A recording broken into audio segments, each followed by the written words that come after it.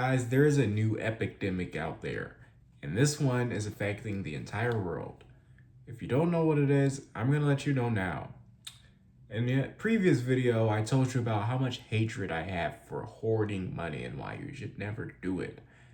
I basically turned into Dave Ramsey, but completely opposite. I push for spending your money, not holding physical cash, and actually trusting the bank. Now, just as equivalent as I hate hoarders, there is another thing I am developing to hate because I almost became one of these types of people. When I was exiting high school, I planned on becoming a digital nomad. What is that? Somebody who earns a US wage and does not live in the US, but they make a US wage. And if you make a US wage, that means you're making money from somebody in the US. So, what is it that I don't like about this? Well, people who become digital nomads, usually their number one reason for becoming a nomad is, oh, I want to travel. No, it's not. It's they want to live for cheap. They want to move to Mexico, one of the most dangerous countries in the world, and they want to go live for cheap at the risk of the cartel. And then you have people want to go to Colombia. Man, I've been hearing about Colombia. I almost looked. I was looking over there. Those people are crazy. You get like seduced by a girl, and then you walk into her room, and there's like 5 guys ready to kidnap you. Crazy. But everybody is wanting to become digital nomads. You see it all on the internet, on Pinterest, all that stuff. You're seeing a lot of people want to become digital nomads. Now, I've been doing my research, guys. I've been doing my research. And what I've come to find is that being a digital nomad is good for nobody except you. It's one of the most selfish things you can do. And I might say that it's more selfish than hoarding your money. Now, here's how I got to this point. I was doing some research, like I said before, and I was looking at I believe it was Portugal. And basically, there is this community who hated anybody who was not Portuguese because these people were making US salaries, US income from the US or from like United Kingdom or Australia, places where you make a lot of money rather than Portugal. And they were living in the apartments and houses that were in Portugal, and they were paying like a portion of what they were, like a small portion of what they were making, which was like a whole month's salary or a whole year's salary for the people of Portugal. And the people were really against it, and they were like protesting this. But yeah, they were really against this. So this made me think, this is the effect. People are having to pay a lot of money. And then in Mexico as well, rent was starting to raise because US citizens started to move to Mexico for political fears, weirdos. People in fear of politics moved to Mexico, like some weirdos, crazies. And the house prices started to raise. Now, once I saw this, my mind completely shifted. I didn't want to be a digital nomad. I said, hey, I'm going to live in the US for the rest of my life because I want to be a good citizen. I want to contribute to the whole world. If you want to be a digital nomad, or you are a digital nomad and you are pro-immigration, you are getting everybody up because you want to go and be a digital nomad and you don't even notice. So here's what happens when you become a digital nomad. Here's what's happening, and yada, yada, yada. So 18 million US citizens or people of the US are digital nomads. They're living in cheaper, more affordable countries. And basically, what happens in these other countries is they live there, and let's say they go to a place, a nice apartment that's got,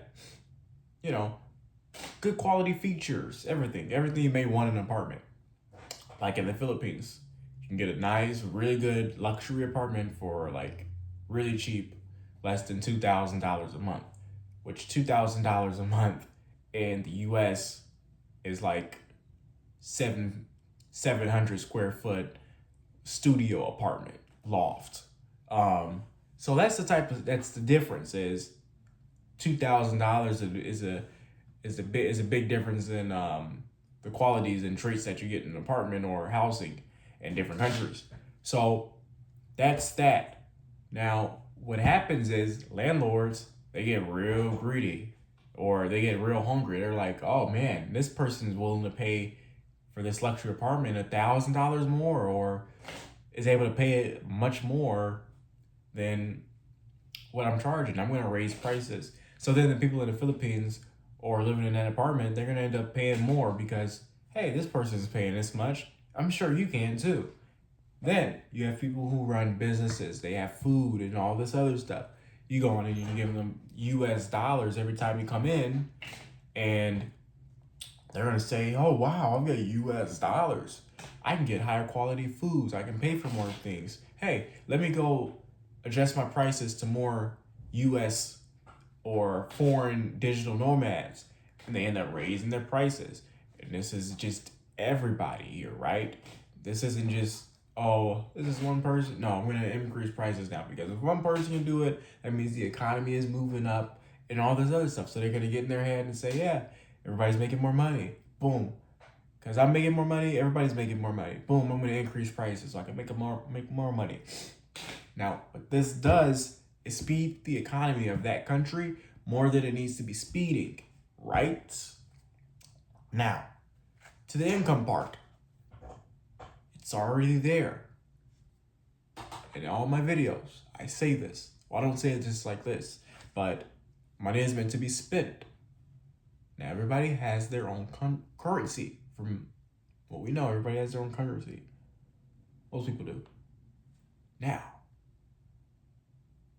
what is in the name? Own currency. Own currency. So, that currency is meant to be spent there. In our country, our currency is meant to be spent here. But if we're spending our currency here, and they're only taxing this much on that currency, and we're only taxing this much on that currency, when we trade it, we got issues.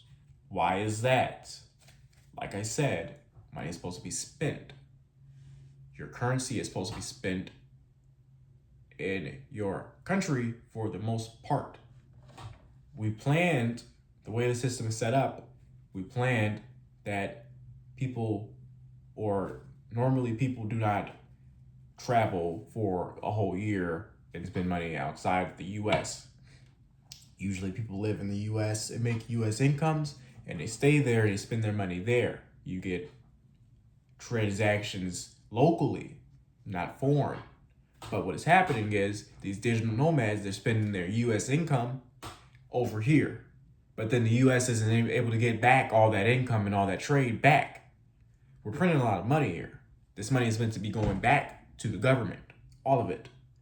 Whether it's taxed in the bank or, going to Billy Bob and Joe, right? The money is always supposed to go back to the government. It's supposed to find its way back. But it can't if it's sitting in China or Philippines or Mexico. It can't find its way back. You can only tax so much. You can't say, hey, I'm going to tax you this much and equivalent it to this amount of dollar because you spent it over here and we can't get it back, so I got to tax you that. No, that's not how it works.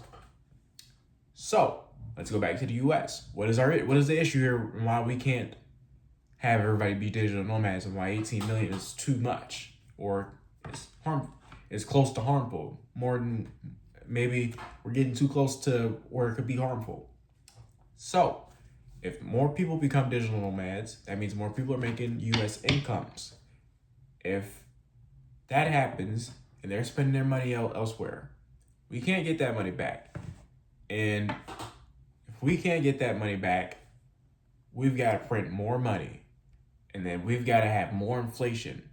And we can't track things. GDP decreases. Everything goes downward. Things get more expensive for us. Things get more difficult for the people living in the US. So, moral of the video, story, whatever you want to call it, is Be careful if you're a digital nomad. If you're a digital nomad, please be careful. Please do something else. Work for that country's company, something. Or just spend your money in the US. Like spend a little portion. Spend like you're one of them. But please keep that money, keep most of the money to the US. Keep it going in the trade system because that's how we need it to go. So much is only taxed. Only so much is taxed when you do it, when you spend money in elsewhere. Only so much can be taxed and given back to the US, right? Only so much. We have to remember at the end of the day, it's not our money. It's just a piece of, it's a tool for trade, and it's a tool for, I don't know, I wouldn't say elevation, but it's a tool. Money's a tool that needs to give, that's loaned out to us. It's not really ours. It could be, it's levied by the government. So we have to be careful with how we use it. We can't just use it on anything. It's not how it works. Well, we can, but you shouldn't, right? So yeah, that's how it works. Please don't become a digital nomad. If you learned something from the video, please let me know down in the comments. Thank you for watching this video. Goodbye.